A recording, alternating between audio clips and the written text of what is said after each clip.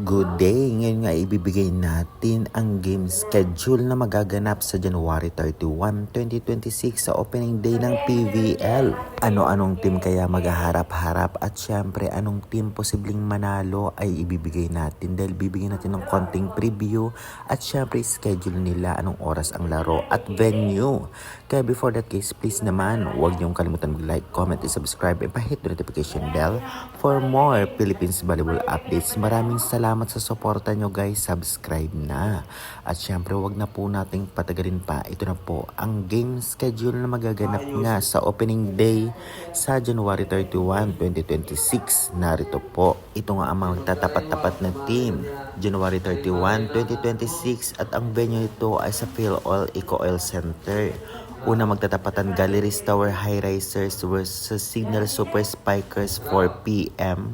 Susundan ito 6:30 p.m. Akari Power Chargers versus Choco Mucho Flying Titans. Again, ang venue sa PhilOil Eco Oil Center at may mga mapapanood po niyo ito sa One Sports Plus sa cable. Meron din po sa Pilipinas Live at Signal application, ngunit may bayad. I-check nyo na lamang po. Nakaka-excite na labanan ito dahil opening day at kitang-kita naman natin na ang maglalaro ay talagang maraming manunood dahil maraming fans ang magtatapatan ngayon sa opening day ng PVL 2026.